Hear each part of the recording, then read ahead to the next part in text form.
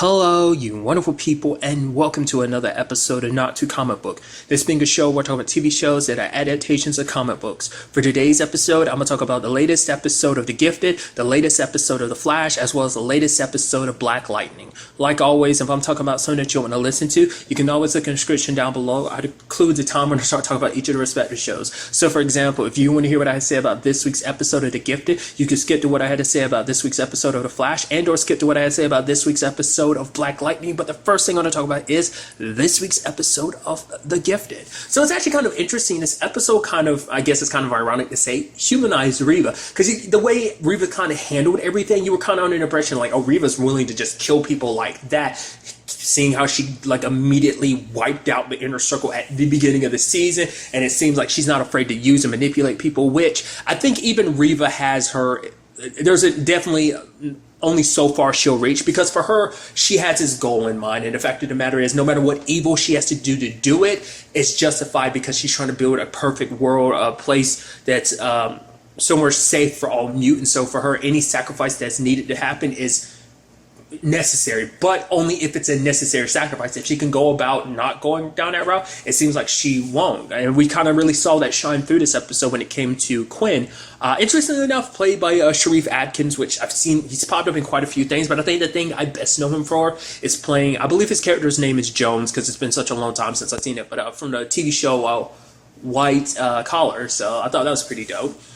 But it turns out, oh, so that's what the whole thing is. Quinn works at the bank, Creed Financials, that they're trying to get into, and it's like, okay, and like this has been a long con by Reva, and it's like, oh man, that sucks, because you can tell she actually does, like, especially when he started opening up, it's like, oh, since I lost Sandy, but you made it so I didn't even think I'd love again, I'd date again, and it's and opening up at his children and stuff, it's like, oh, you could tell it hurt Reva. She was even apologetic, because she even promised at the end, it's like, nothing's going to happen to you, I promise you're going to walk away from this, you're going to go back to your kids, because for her, she actually cared about Quinn. She's like, I wish I didn't care about you. It would make this so much easier. And he tries to, speak to her on that front. But it's like, for her, it's like, my goal is way more important than how I feel right now. Because she had that whole speech before where she was talking about, oh, sacrifices have to be made. And she's looking at the text messages from Quinn. And it's like, that's what, because I thought the whole situation was like, okay, Quinn is like her secret, like, life that she's keeping all this, like, inner circle stuff away from. I thought that's what the whole thing was, but it turns out that's not the case. Or to a certain extent, but it's kind of like that was all part of her inner circle thing, getting close to him so that he could turn off the mutant detection device detectors and the bank. So it's interesting because this all ties into Reva's past, which we kind of get to see where she came from. I guess because I'm used to not seeing her with makeup, so it's kind of weird seeing her at the beginning. I was like, wow, you almost look completely different. Because I guess because I'm so used, well, from one, just seeing her hairstyle up like that, and also wearing like that dark lipstick like that, and I guess it just shows how different she looks without it. It just kind of, I was like, wow, you almost look like a completely different person. Not like it's a bad thing. It was just kind of like, oh, that guy just caught me to surprise. I was like, oh, that's Reva. Oh, wow, I didn't realize that. I thought that was, I don't know, just a little interesting thing. Nevertheless, the fact of the matter is, even back then, like, she didn't want to take very radical ways to get what needed to be done, especially when it came to mutants. She was like, we can find another way. But then her friend, Manny, ended up getting stabbed just by some, like, drunk idiots who weren't big into mutants. And she started hurting one of the mutant dudes. It seemed like his skin was starting to crack. It's hard to say exactly what her ability was. But she got stabbed and died. I think, like, if I remember correctly, she had brought that up beforehand a little while back, I think. Reva had, like, that exact situation, so we kind of see it firsthand. But we also got a little taste of Reva being like, that incident probably it most definitely set Reva down the path that she's on. She's always been obviously very, like, trying to create a perfect place for mutants, but I think her ideology at that time probably more aligned with the mutant underground, of just kind of like, hey, we can't just go kicking these humans out of these places, even though they're turning down mutants or people with the X gene from housing and stuff like that. We can't do that because all we're going to do is make things worse. It's like these people haven't really done anything. So, like, she was a lot more sympathetic back then, but I think just losing her friend like that, someone she cared about so dearly under circumstances like that, had made her very jaded and just very pessimistic when it comes to humans. So it was just kind of interesting kind of getting that perspective in this episode. I mean, she was like everything was going according to plan. The moment Rebecca was like, the fact of the matter is, why are we just gonna let them go? I'm like, like, even before it happened, I was like, she's gonna, and by the end of this episode, she's gonna kill all of them. And it turns out it is the case. I was hoping someone would be able to stop her, but no. Because for her, it's kind of like, oh, they're humans. They deserve anything, because it's like all the hurt they called other mutants and stuff like that. Which even Andy's like, yo, my mom's a human. Which she's like, yeah, so my mom's a human too. Who cares? I'm just saying. Which is so interesting, because that's so dismissive, because it's almost like you're super anti-human, which the borderline, the inner circle kind of is, but at the same time, they're not. Like, they don't hate humans. They just, I'm sure some do, but more so than anything, for them, the main thing is like, hey, we want a world where we don't want just tolerance. We want mutants to be able to be okay. And in a world where humans are tolerant of mutants, that isn't enough, I think, is kind of the whole thought process behind it. But part of me wonders, does Rebecca even care? Like, she's trying to be like, oh, this is all for mutants. Part of me wonders, it's like, is it just, it seems like it's almost just because you want to kill people. It don't even seem like you're, you know, all that really concerned about, like, oh, the this and that. Because even, like, there was a whole conversation between Reva and Quinn. It was kind of an interesting conversation, because it's like, for her, it's like, that bank has, like given money to a lot of mutant stuff, establishments, and kind of taken down a lot of mutant establishments and stuff like that. Which for Quinn is like, I just work at a place. I'm not mutant, which is just in itself is an interesting conversation, because it's like, even if you feel a certain way, you working at a business kind of means you reflect their thoughts and stuff like that. Even you can have your own individual thoughts and feelings about a subject, but like for you to work at a place that's very anti-mutant, which maybe he didn't really know that, but at the same time, it's like, you really don't, it's kind of interesting. It's just one of those things where it's like, Reva, I know, believes him, but still is kind of like, yeah, but it doesn't matter that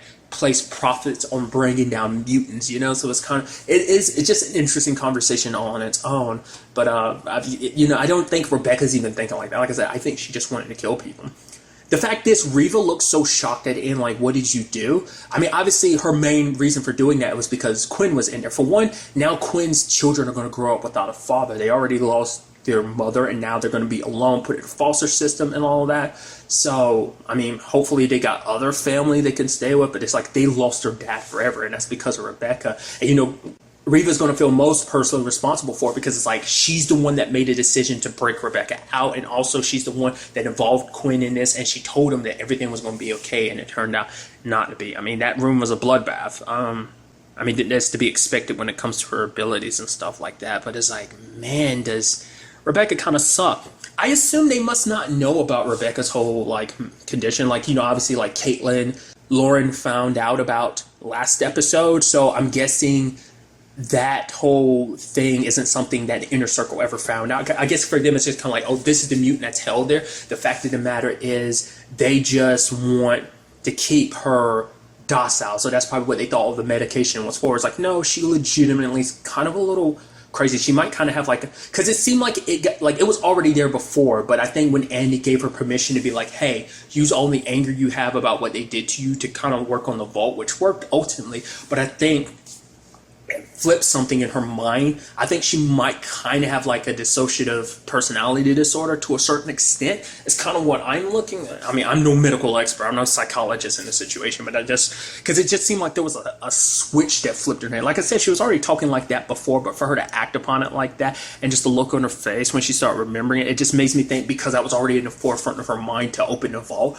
it just fueled her to do it even more. She couldn't just let those people go. Like, because like I said, it's kind of the same thing with Quinn. Not everyone there hates mutants. It's kind of like, this is the job I have. I had no idea it was a lot of those people might not have known that this place was super anti-mutant, but you know, and I'm sure that's going to like ruin their, it's hard to say, because in some people's eyes, what they did that day, in particular what Rebecca did, most likely probably incites more people to be like, yeah, mutant uprising, while other people might be like, whoa, I might want to stay away from those people. They're killing humans. Like I said, it might be leaning more towards yeah, they did whatever they needed to, like, yeah, those humans deserve it, but I still think there are going to be people like, I wish they hadn't done that. Like, no one else there wanted that. Lorna didn't want it, Andy didn't want it, nor did Reva. Now, Reva's killed people before, but you know, like I said, I'm wondering, is it just because of the Quinn situation that made that situation different, or would she have really handled that the same way even if it wasn't for Quinn?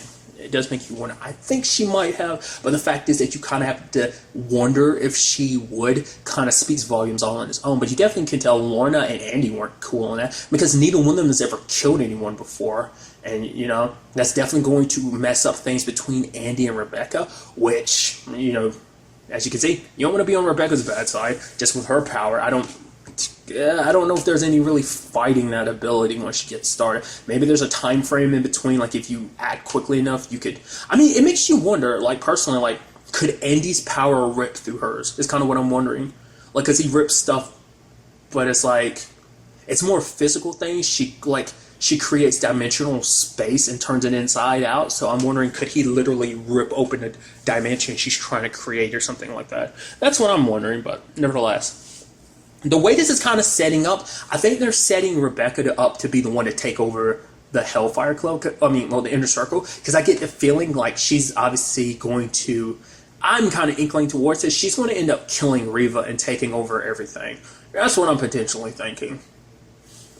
And then, like, it's going to be a much more radical Inner Circle. Like I said, my thought was she just enjoys killing, but I think maybe there's a part of Rebecca that is super like, no, humans have to die because the way they've treated mutants, the way they treat us. I mean, to be fair, we don't know about her home circumstances, but the fact of the matter is she killed a lot of her family like that. Makes you kind of go, I don't know, man. That's why I kind of feel the way I do. But ultimately with that situation, we'll kind of have to wait and see. Because I'm curious because, you know, I don't know, it's definitely going to be interesting because, you know, they were able, I think it speaks volumes that they were able to do that stuff without, you know, even like when they attacked the facility, no one dies. When people got injured and stuff like that, it gets called an attack and stuff like that, but no one actually died. Doesn't take away from the fact that they kind of went about it in a violent approach. Like, if they had kept this situation the way it was, it would have went even more in their favor because it's like, yeah, things went down, but none of the humans were even hurt. They were kind of under the sister's control, which is also interesting. The fact is Esme was kind of stuck back babysitting for Lorna, so I thought that was kind of a pretty nice touch. I also love that when Lorna was leaving, it's like, oh yeah, also like burp her because she gets a little bit gassy. It's like motherly advice just as the music kicks in and the elevator doors close. I thought that was just kind of a little nice touch, just the direction that scene took in that regards. Like I said, I'm interested to see where all that goes. Another big thing that came about this episode is obviously the whole Reed situation about how to help him with his current circumstances. Because obviously his power is going more and more out of control, and he doesn't want to be around them because he's afraid like he's going to expose them and they're all going to go get arrested. So it's like, if I get arrested and shipped off somewhere, at the very least I'll be away where you guys won't be in any danger. Plus my power is like, I can't touch any of you. Y'all can't touch me because I might end up hurting you. So there's that.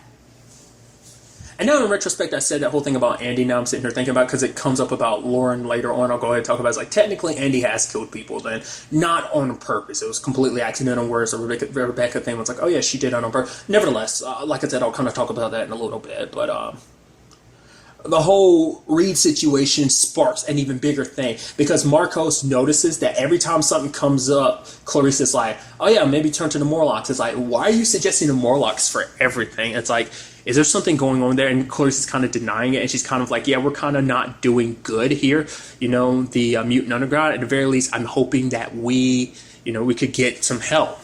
And then Marcos brings this up to John because he knows that John's spiraling and kind of just everything they're kind of losing. It turns out a lot of the other Mutant Underground groups that they're trying to reach out to aren't willing to help because they don't believe what the Mutant Underground believes anymore. They be like, no, the people that are getting results are the I was about to call them the Marvel Uprising, Mutant Uprising, because of that. And so there's that. And then Marcos brings up the whole Clarice situation to John, and John talks to her. Like, for him, I'm sure what hits him the most is like, the fact is you did so much without me. Like, because the fact of the matter is, she could say what she wants, but legitimately a big thing, it's like, the fact of the matter is you went behind John's back and did a lot of that stuff without telling him, means that even you kind of had reservations about what you were doing. Like, you knew John probably wouldn't 100% agree. So I guess that's justification for it. But I mean, she's entitled to do what she wants to, but it's just kind of, it brings up the question of like, where's your loyalty? Because it's like, we're already losing people to the Mutant Uprising, and now it's like, now they're potentially losing Clarice to the Morlocks, and it's kind of like, I don't know. she brings up some valid points. It's just kind of for her, it's kind of like you were spiraling like ever since everything happened with Atlanta. And so the fact of the matter is you needed help and I got the help. I did this for you, whether you see that or not. I'm sorry that you don't. But it's just kind of like, because for her, it's kind of like, oh, what mission are we following? Are we trying to defeat the inner circle? Are we trying to protect mutants? Because it's kind of almost like we're failing on all fronts. But it's a situation of just, I don't know. It's hard to say. Because even the Morlocks are kind of like in their own, like, they don't want anything to do with the Mutant Underground. They don't want anything to do with the mutant uprising, the whole inner circle. So it's kind of like, where do they stand then? Like, what are we supposed to do? Because it's kind of like, because like, are we supposed to fight racists, who are super against mutants and stuff like that? It's like, what are we supposed to do? And that's the thing, like, John is lost. I mean, he lost a lot of his confidence because of what went down. Like, he isn't the leader that he was in season 1 just because of everything. It's like, it's been a losing battle all across every front. Losing Shatter last episode, feeling useless, like he can't do anything, and now it's just kind of like, now the things between him and Clarice, it's just, it's going to make John spiral even more. Maybe in the end there can be a union between the Mutant Underground and Morlock, but I'm not sure because they're so keen on like, because Caitlyn had been like, no, my husband is not going to join some mutinous separatist group. And she's like, I'm not suggesting he joins. And Caitlyn's like, good, because he's not going down there. It's already a big no. Because if he went down there, they'd probably most likely make him forced to be a mutant. And that means Caitlyn would be able to go down there. So it's kind of like, not everything they believe in is 100% right. Like, I obviously personally agree more with the Mutant Underground, just because they represent what the X-Men always believed of trying to bridge a gap between both worlds of mutants and humans, where it just seems like both sides, whether it be the Inner Circle or the Morlocks, are very like extremes on both sides, whereas like the Inner Circle is kind of more like screw humans, oh yeah, mutants, whereas the Morlocks are like, yes, mutants, we don't care about humans, they don't mess with us, we don't mess with them. So whereas the Mutant Underground is kind of caught in the middle, and I'm curious to see what this dynamic means going forward. And a lot of interesting stuff comes up, Lauren kind of bringing up the perspective of like, I'll protect you, Dad, while we're transporting you. He's like, I'm supposed to protect you, you're not supposed to protect me. But it's like, no, we're family, we're in this together, we need to start acting like that. And Caitlyn's blaming herself because it's like, Reed had been keeping this for months, suffering, and it's because I was so obsessed in trying to find Andy, I didn't see the signs. But it's like, Mom, he kept that from you, trying to protect you. But she's like, I don't need to be protected, which is interesting because the same thing, like, that's kind of their problem. Like, everything they do is trying to protect each other, but it just seems like it just makes matters worse when the time comes.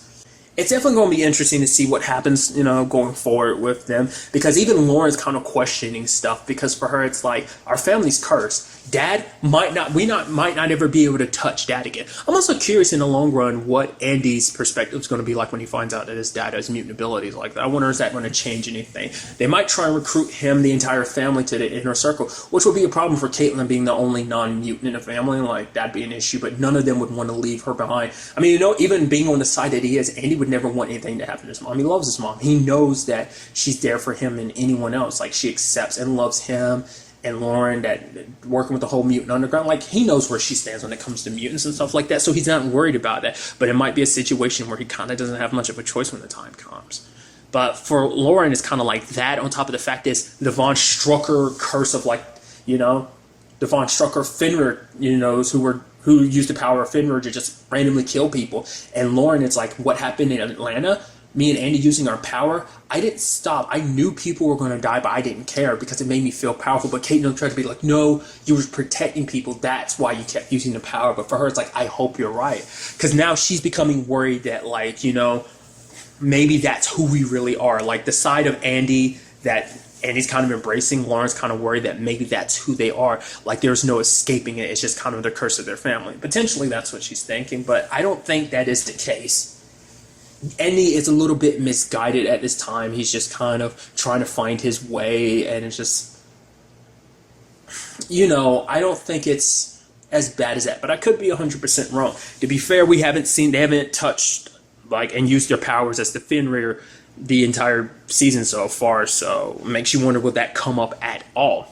Hell, for all we know, that might be the only way to actually stop Rebecca's power, is the power of Fenrir, because that's like the most powerful mutant ability, I think, in existence, because it just pushes everything away, so that's a thought process. But like I said earlier, like it brings up the fact that, oh yeah, Andy did kill people, but like not intentionally. It was just them trying to protect everyone that they cared about, everyone and everything that they cared about, so there's that side of things. And then finally there's the whole side with Jace. Paula won't talk to him, and he just wants 2 minutes to talk to her, but she's like, no, I can't talk to you. Jace ends up meeting a higher up dude named Benedict Ryan, played by Peter Gallagher, interestingly enough, which Peter Gallagher, he's popped up in so much stuff, movies, TV show. I think the first movie that pops in my head when I think about Peter Gallagher is Mr. Deed, the Adam Sandler movie with Winona Ryder.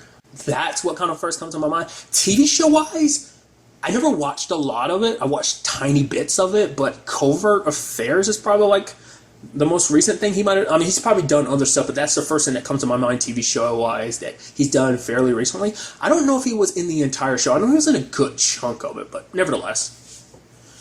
So basically, I forgot what it was that Jace actually said that he was. Like, he runs a show. Like, it seems like he's kind of like a reporter in a sense. I'm not like a reporter, but he kind of has his own show where he reports on stuff, and he wants Jace to be the face to essentially the Purifier movement, in a sense of like, when people hear your story, his whole situation of like what mutants have caused him. In particular, they want him to talk about Sentinel services and kind of how they're screwing things up, how they're lying and hiding the truth from the American people, which is interesting. The fact is, even being kind of in the situation he didn't kind of want to blast them. He reluctantly did it because Ted was kind of like, the fact of the matter is, all that's happened to you, you have a chance to change the future, and kind of playing into that side of him that wants to make things right.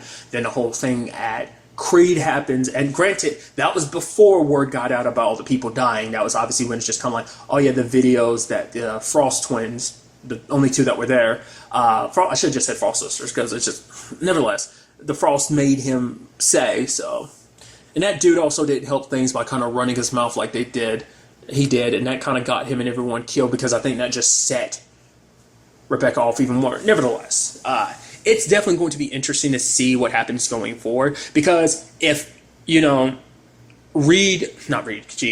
Jace thought things between him and his wife were bad before, it's going to get even worse once she sees you being on television like that, because it's like, oh, once she sees what you represent and what you're doing, she'll realize the good. I don't know.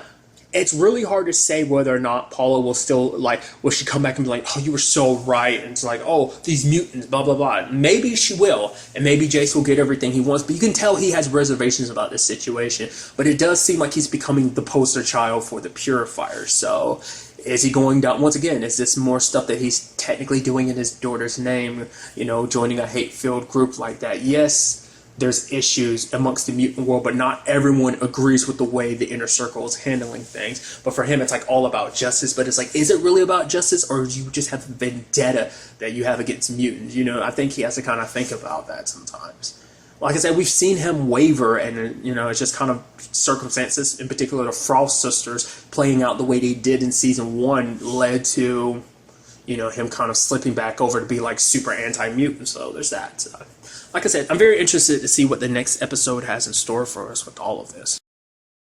And now moving on to this week's episode of The Flash. Quite a few things went down in this episode, so let's break it down. I like the overarching story of this episode is obviously more about Nora and Iris's relationship, in the sense of Iris is kind of suggesting, hey, Nora, don't do this on your own, but Nora did it anyway. And that kind of moment of she kind of screwed up and Barry helped fix it, and she's kind of looking all sad and disappointed, sorry for letting you down, Dad. It's kind of it's kind of adorable, but also it leads to this blowout, because it's she's tired of listening to Iris. It's I've had to listen to you my entire life, do this and do that. All you want to do is just control me, and it's just kind of being so aggravated. And it's something that Barry eventually says to her. It's you're blaming Iris for stuff that your mom in the future did.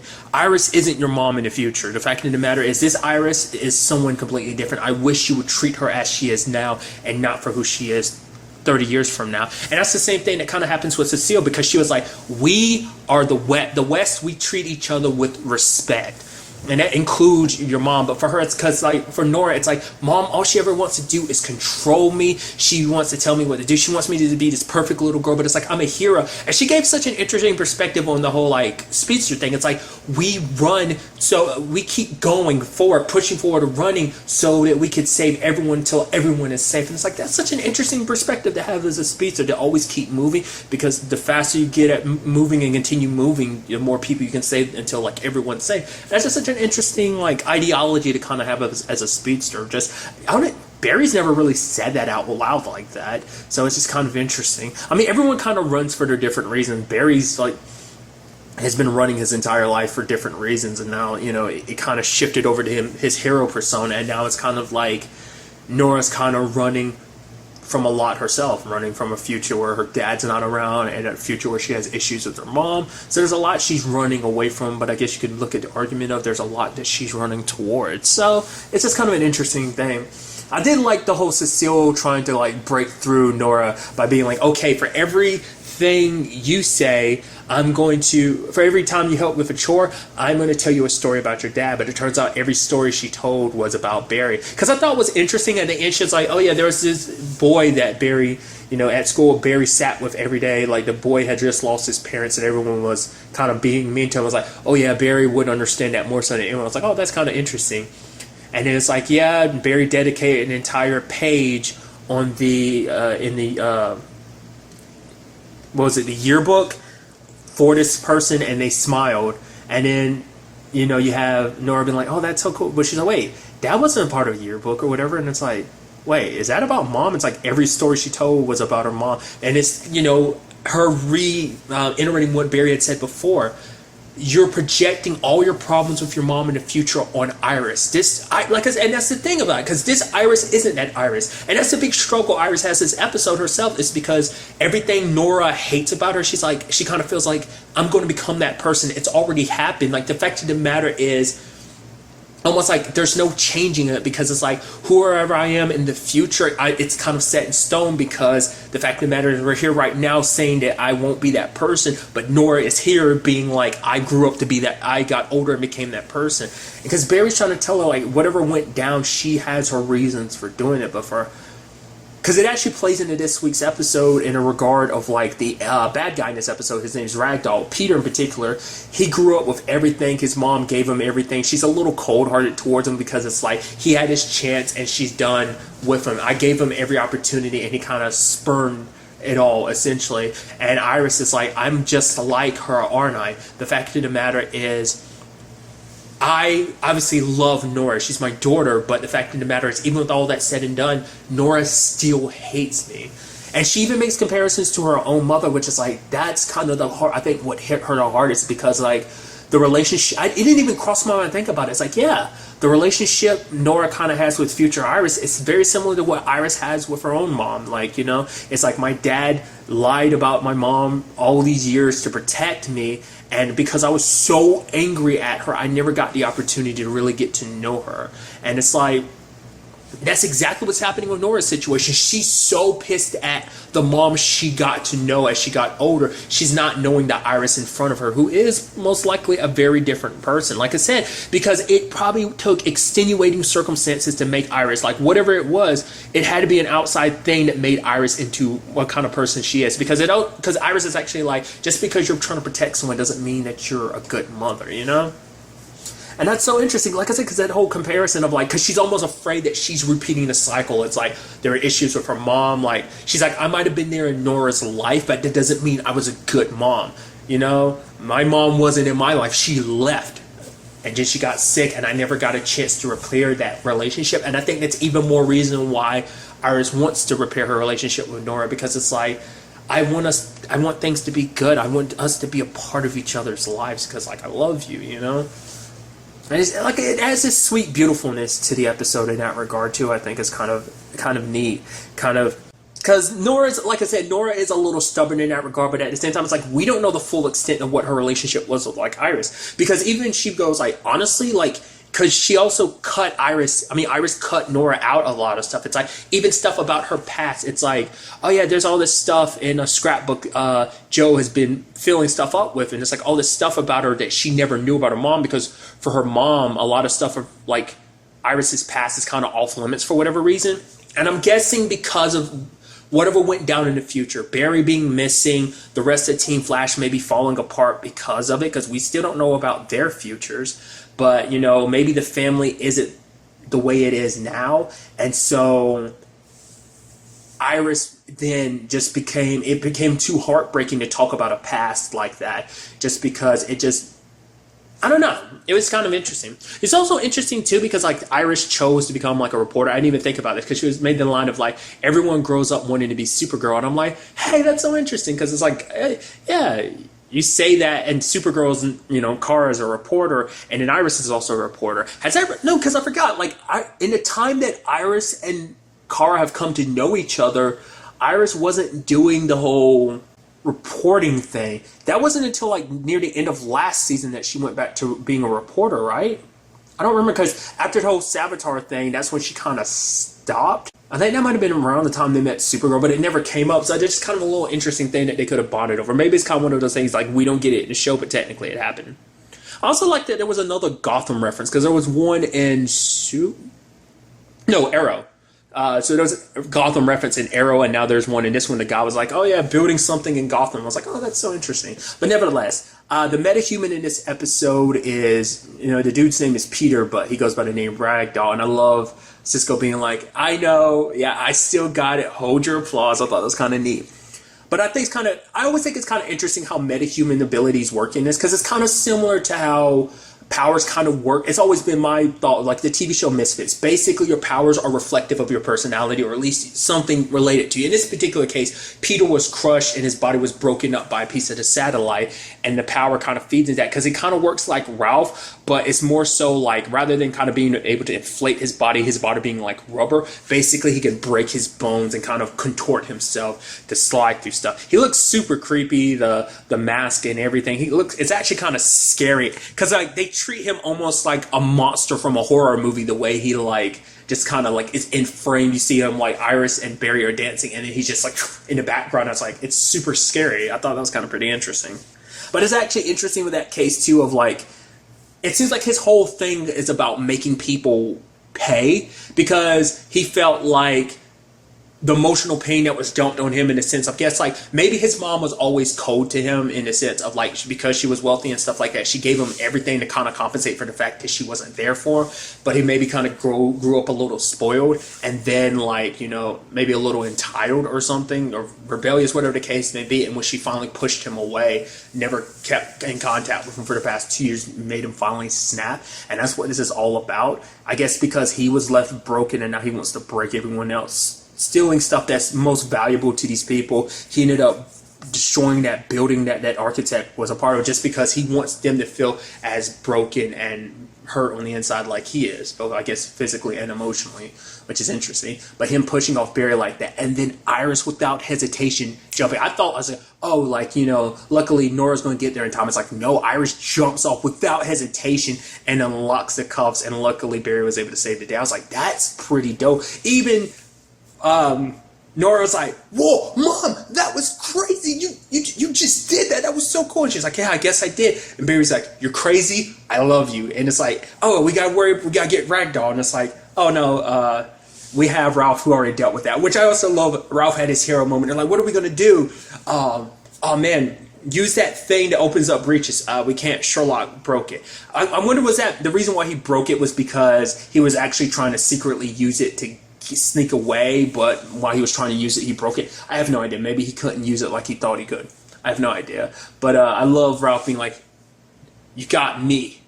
Let's go save the Flash. And Sherlock is kind of like, wow, you were almost inspiring in that moment. But I guess we chalk it up to Ralph swallowed him, and it's kind of like, yeah, you can't really get away when you're kind of stuck in the inflatable man. So I guess that's why. Also, I love the fact is that Ralph is kind of like, hey, I gotta try something. You know, Iris is like, I'll drive. He's like, no, I want to try something. I saw it in a comic book. And so he starts stretching, and that's how he gets around. I wonder, is that typically how he gets around in the comic books or something like that? Whether that's I would assume that's most likely probably a reference to that. But being able to stretch its body like that, like, that's pretty interesting. Kind of, I wasn't expecting that, and him just swinging like that, and I was just like, he's like, you're joking me. I was like, that's actually pretty dope. That's it, pretty cool, kind of playing into that more. Another angle to this episode that was very fascinating was the whole angle was with Cisco. And it seems like I was right about the aspect of Cisco, not to the degree, it's not as bad as I thought it would be. Essentially, I was under the impression that, Cisco would lose his abilities forever because there would be fragments inside of his hands, which there totally are from the blade. I thought there would be, but it seems like his powers are still intact. They're just not as full on because the fragments inside are kind of nullifying his powers, but also like causing him a lot of pain to the point his hands start bleeding every time he uses it more and more, and even to the point his nose bleeds and he passes out because he had a seizure because it's starting to have like a neural effect on him. I think that's what Caitlin was kind of saying. It was messing with his neural central system. And so, because the entire episode, he kept trying to use his abilities to help. And because for him, it's like, because remember, for the longest time he talks about it, like he thought of his abilities as a curse because his powers came from Eobard. And it's kind of like, oh man, because of that, like I became a meta, and he always thought his powers were evil, but then he used them and he's done good with them. It's like we can breach anywhere, we can find anything. Like his ability kind of in a way is something you never really think about. He's connected with any and everything. Anyone he touches, he connects on seeing things, that maybe a person wouldn't normally be able to see, go places that people normally can't because of his breaching abilities. And I think on some level maybe he felt like without it, like what good am I? So it's like I have to keep going, like, because for one, you're my friend, you're in need, I need to help you. And the fact of the matter is, like, if I stop, like, it's just gonna be that cicada one. But then you have, I guess it's kind of like without his powers, maybe he was kind of afraid of like who he will be, because it's been such a long time with him having these abilities now that he got so used to them. It's like, who am I without him? If I'm not Vibe, who am I? But then Caitlin reminds him, it's like, you're my friend. The fact of the matter is, all that you've done, the fact is that you're willing to help me even though you're hurting yourself, is because you're my friend. That's you as Cisco, not Vibe. Cisco, this genius, this great hacker, also this person who built an awesome freeze gun that could stop even a speedster. And he's like, yeah, that gun was pretty awesome. And it's like, yeah, but it was stolen immediately. He's like, yeah, it sure was. And I love that bonding between them. I thought was kind of pretty neat. And we see Cisco kind of come to terms with that at the end, ends up hacking the other satellites from DeVoe. So it's like, hey, rather than one satellite, we've got 4. So we're going to figure out who Cicada is, as well as finding out where Caitlin's dad is, but only when she's ready, because she's got even more reservations about it. Because now she's realizing, for one, turns out Stein actually knew her dad. I guess he never brought it up because her dad was gone, so he never felt probably like it was a good thing to kind of bring up, because he probably didn't want to bring up, tragic memories for her. But it seems like he was looking into, what was it? Kane, I think it was it, like as a Greek goddess, daughter of the winds, essentially what Killer Frost is based off. So it's like, oh, so dad knew about my dual side. He always knew the truth about me. So it becomes a situation of he must have been there when whatever happened that made Killer Frost split into Killer Frost and Caitlin. Question is, because obviously as we saw last season, her being Killer Frost, she was just Caitlin at one point, and then at one, like, she remembers an incident where she screamed and like her hair after an accident, like Killer Frost kind of awoken. That might have been one of the first instances of it, but maybe that's one of the earliest instances that she can remember. But maybe there's been others, because they are 2 separate entities. Maybe that was kind of like the first conscious moment she was Killer Frost. I didn't even think about this either. But the fact of the matter is, Caitlin can kind of understand how Cisco feels, because it's like, yeah, when DeVoe took Killer Frost away from her, she felt incomplete, but she's like, I'm still here, and you're still here too, So it's definitely going to be interesting. I wonder, can they actually, it'd probably take a while to kind of get all the fragments out of Cisco's hands before he can use his powers again. But that does bring up a bad situation, because it's like, that means if none of them are careful, they could all be put in a situation where their powers are taken from them, even on a more deadly scale like it has been with Cisco. So, but get to what I was saying about the whole Kane situation. I think it was Kane, or was it Kone? Either way, it does beg the question of, like, once again, it's like, is her dad the reason why she became Killer Frost? Like, what's going on with that? Obviously, it seems like someone might have helped him cover it up. It seemed like her mom might have been the one behind it, but it's kind of like, no, maybe he did it on his own, like without letting her know that he was up to it. But it does seem like her mom is covering up stuff. For what purposes? I don't know. We'll just kind of have to wait and find out. But yeah, when it's all said and done, like this is kind of like a very kind of like a sweet episode all around. Just all the developments that went through, especially the Iris and Nora storyline. I really like kind of it being where it was and kind of escalating and then eventually going to where it is, where everything's good now. So they're kind of working on their relationship. You know, it's kind of like, I love you and I want you to be happy. I just want to be a part of your life. Like, we can be who we are right now. You know, you being you and me being me, and free to be who you want to be. So I thought that was kind of nice. So, like I said, I'm very interested to see where that all goes into the next episode. And now moving on to this week's episode of Black Lightning. Quite a few things went down in this episode, so let's break it down. It's kind of interesting. Let's talk right off the bat. Obviously, we're dealing with a new book already, which is kind of interesting. It seems like they're stylizing this season a little bit differently, because now like this one's called like the Book of Blood rather than like the first four were like the Book of Consequences. New little opening title card too, which I thought was kind of interesting. Because the only show I know that really ever does that, kind of like has different subtitles like that, is Gotham. I think is the only TV show I've seen really kind of do something like that, because even Gotham changes this up like every like midway through each season. In some cases, in other cases, like the most recent season 4, A Dark Knight was A Dark Knight all the way through. But nevertheless, that's me going off a whole other tangent. Nevertheless, what really surprised me is apparently Gambi died this episode. I don't think he died. I think somehow he managed to find a way out of that situation. How? I don't know. Either the fact of the matter is, after everything was all said and done, someone came and got him. I don't know. Because the question then becomes like, who shot at Gambi? Which we have Jefferson looking into that later on with the whole 2-Bits thing. I love that whole thing of 2-Bits seeing the lights flicker everywhere. It's getting dark in the bar. He's like, man, okay. And he turns around as Black Light. He's like, you need to stop sneaking up on people, man. I could have shot you with the gun that I don't own because I'm on parole right now. And I'm like, I love 2-Bits. You're so good. But he talked about the fact is it looked like it wasn't a local hit. It was by government people. But then it's like, well, who would come after Gambi? The thing is then, because I think the only person that was related to the ASA that knew about Gambi's kind of betrayal, because everyone else thinks Gambi's kind of only up and up. So it becomes a situation of most likely the person who wiped him out must have been from the ASA because they knew about his betrayal. Or at the very least, maybe it's people in the ASA trying to cover their tracks because Gambi's the last person alive that's connected to everything Proctor was up to, connected to everything that the ASA had secretly been doing in Freeland, because they don't want any fallback from what Proctor did. Not unless they were people hired by Tobias. I doubt it, but I guess I don't know. I feel like Tobias probably would have taken care of that himself potentially. I don't know, because obviously him and Gambi had their past and everything like that. But it still makes you wonder, like, who are those guys who came after him, or is this something else entirely? Who knows? It's actually kind of interesting because speaking on the ASA situation, we had Lynn kind of perfecting the formula for the cure, but she didn't want to use it because it's like, if we use it after all the simulations that were run, boom, like half of them will die and half of them will live. It's like, I'm not going to use this until I'm 100% sure that they'll live. And Jace manipulates the stuff to be like, oh, hey, like they're all going to survive. Part of me was like, please tell me you didn't do what I think you did. Because then Lynn was like, I'm going to check the work. I'm like, okay, good. She's letting you check the work, so that must mean like, okay, so everything's good then.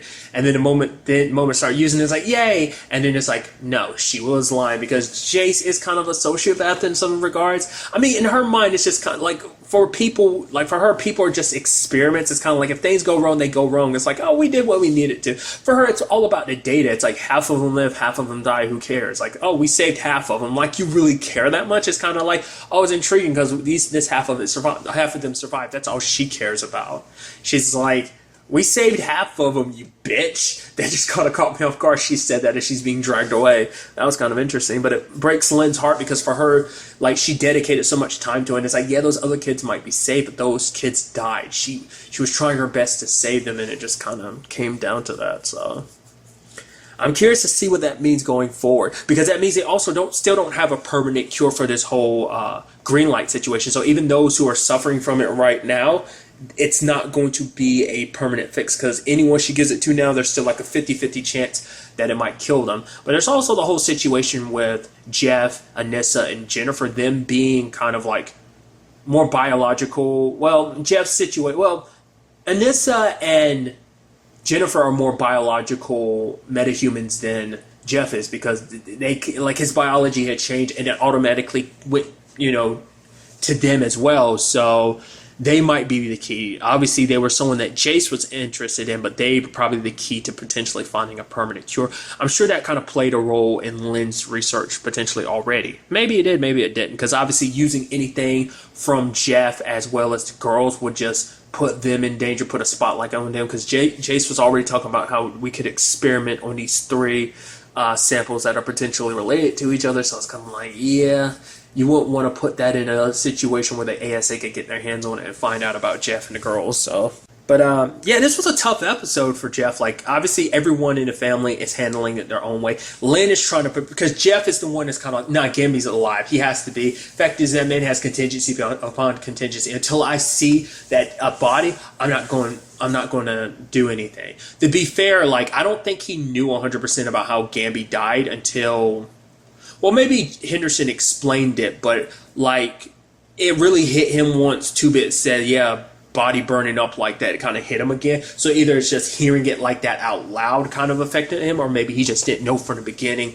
that that's what how Gamby quote unquote died. Like I said, I still believe Gamby got out. How he did, I don't know. We'll just kind of have to wait and see in that regard. But there's this whole thing of like I said, Jeff not accepting it and Lynn trying to like get him to accept it. It's like, I know your dad's having a hard time with this, and he doesn't want to have anything special for Gamby. I'm going to go ahead and set it up ahead of time. Just go ahead and kind of beat it off at, the start of it all. But, Jeff kind of flew off the handle at her a little bit, just because for him, it's like he refused to accept that Gamby was gone. Actually went to a bar drinking. I think that's the first time we've ever really seen Jeff like drink like that. I thought that was kind of interesting. And him beating that guy up who was harassing that lady, I thought that was going to go a lot worse than it did, because I was like, yeah, that's going to blow back on you at the school in some shape or form. I mean, it still might. I mean, luckily 2-Bits and Henderson got him off him after just 2 hits, but I was kind of like, oh man, please don't go all like crazy like that. I guess, it wouldn't also help the fact is that, Jeff being who he is as Black Lightning, that could cause issues, but nonetheless. It's actually kind of interesting because that plays into it too, because for Jeff, it's like, he sacrificed so much blood, sweat, and tears for this city, and all it's done is take and take and take and take, and now it's taken like the last, taking someone else important from him, first his dad, and now he lost Gamby. Gamby, the man who made him who he is right now, made him into Black Lightning, helped him become the hero that he is. And it's like this man who was like another father to him, a man that was a mentor, is gone. That's kind of a hard pill to swallow, like I said, on all fronts. You have the whole situation with Anissa and Grace. Anissa kind of what I'm sure Grace kind of interprets as kind of like an emotional booty call, because it's kind of like, yeah, like she's like, I don't want to be your handbag. She's like, what does that mean? I don't want to be someone you just have sex with when you're vulnerable and you just bounce when you're like up and great again. So can you tell me that you're not going to hurt me? And she can't. I guess because for Anissa, it's just because of, I guess, all the secrets she has to keep. She's afraid that like eventually that's going to like cause problems in our relationship. I mean, to be fair, like that secret life thing eventually kind of caused problems with her parents' love life too. That's a different story, I know, but still it kind of makes you kind of think about that. I mean, I wonder, is that what was at the forefront of Anissa's mind, or is it just because she knows herself that, maybe she kind of has commitment issues? And I mean, she kind of has bounced from relationship to relationship. It's like, yeah, she was with someone, and then it kind of fell apart the moment she met Grace, and that kind of stagnated when she kind of like, oh yeah, found out about her abilities and stuff like that. We'll kind of have to wait and see, but that's kind of sad. What's interesting, though, is we see that whatever is happening with Grace seems like it's happening with other people too. Like her skin starts crawling, these marks start appearing on her body, and she starts taking these pills to kind of counteract it. Did she take green light at some point in time, and is that like her powers manifesting, or is that something else beside green light? Like, because there's that dude Deacon and his girlfriend Anika, she's pregnant. He came there like and he died, and then this stuff started pouring out of his face, like the marks on his face, and it's like this silver goo that looks like it's living. And even Henderson being like, that's some freaking, and I love that it hard cuts away while he's saying that. I was like, wow.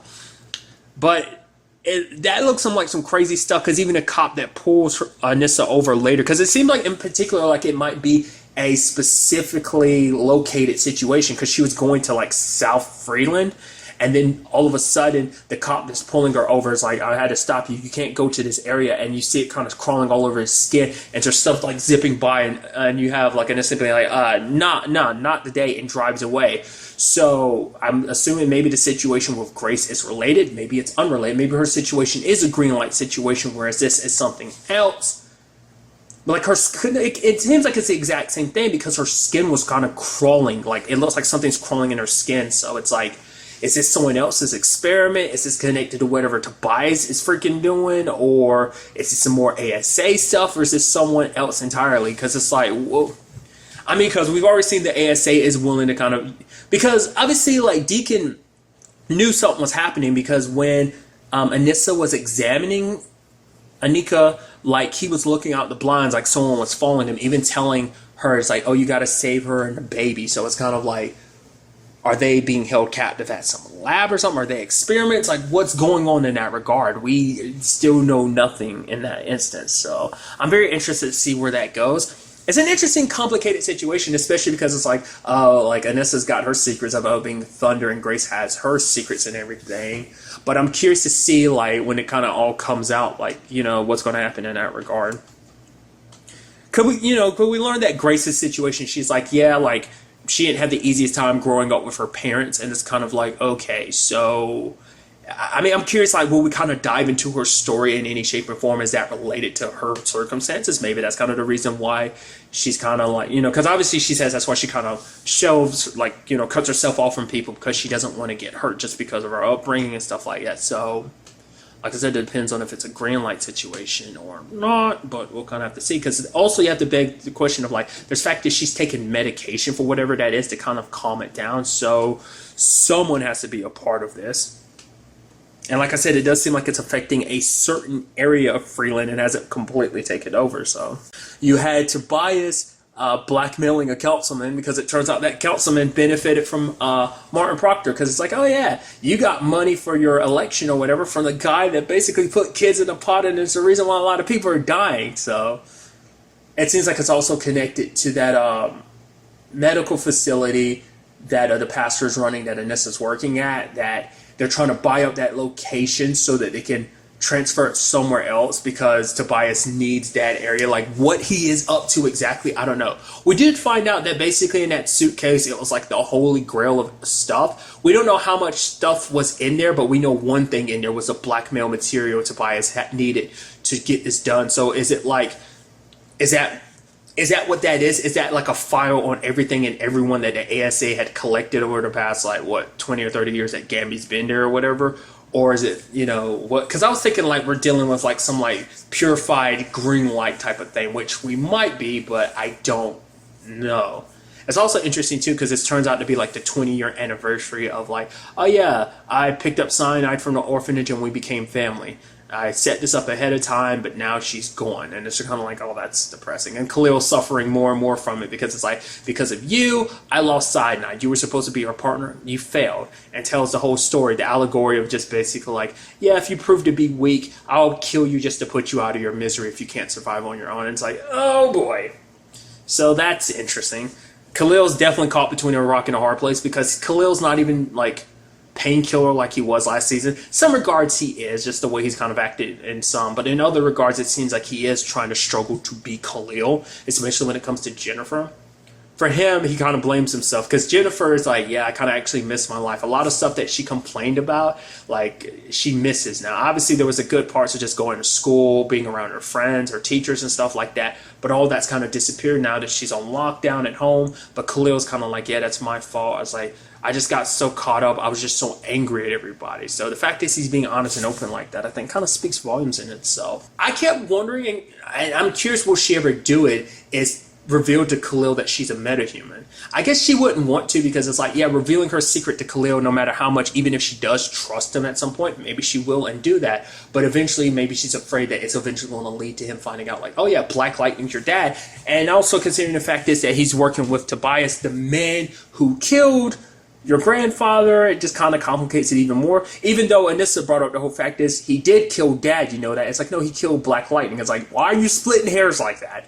That's the whole complicated thing, because it's just Khalil reminds her of the life that she once had before all of this, before the metahuman stuff, before, you know, because that's the main reason why she can't get out either, along with the attack at the school, sure, but that's kind of the main reason of her not being able to have complete control over her abilities. Who knows? It doesn't even seem like she's really been, I mean, to be fair, she might be training and we're just not seeing it in the episodes and stuff like that, so. Also, really quickly, I forgot to bring up the fact is that Anissa found out this episode. Jeff was like, oh yeah, right, Henderson knows about us. It's kind of like, and you have Anissa kind of laughing a little bit like, okay, at no point did you bother to even tell me. It's just a little thing of like, all right, because he was like, was Gamby one of you? One of us? Oh yeah, Henderson knows. What? It's like, just like that just casually got dropped on Anissa like that. She just kind of has to accept it. That's kind of interesting, so. It makes that dynamic even more interesting going forward, you know, just kind of like him knowing what he knows. Like, obviously him and Jeff haven't completely buried the hatch, but even with all those circumstances at play, I think he is still trying, you know, he is still Jeff's best friend. They are still, you know, he might not know all there is to know about Jeff, might not know all his secrets. The fact of the matter is he didn't even tell him about Gamby's secrets, but then he's like, Gamby's potentially dead, and it's like, we're not going to... At the time, it's just also because he didn't want to accept Gamby's death, but it's also like, I don't want to throw Gamby under the bus, all that he's been involved in, so... Which, once again, kind of plays into that being the main motive behind all of this, for whatever reason. They'd want him dead, but still. But I'm very interested to see what they do with the whole, going back to it, the Jennifer and Khalil thing.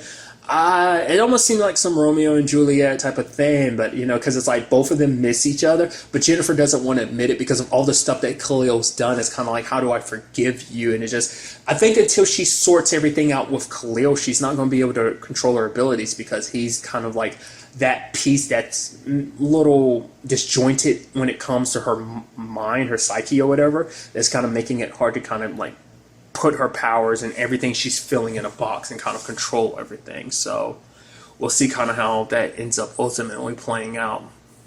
Also, side note, I love that Black Lightning kind of almost has like a Batman thing going on, of like the flickering the lights on, and then he's back there behind two pistols. The lights go super dark because his suit dims, and then boom, lights come back on and he's gone. I'm like, that's pretty dope. I like it when everyone kind of has their like superhero exit like that. I think it's pretty neat. This episode has us walking away with a lot of questions, and I'm very interested to see what the next episode has in store for us with potential answers for all of this. But really, that's all I want to talk about. Till the next time we meet, be happy, be safe, live life to the fullest, and enjoy it. Good day and good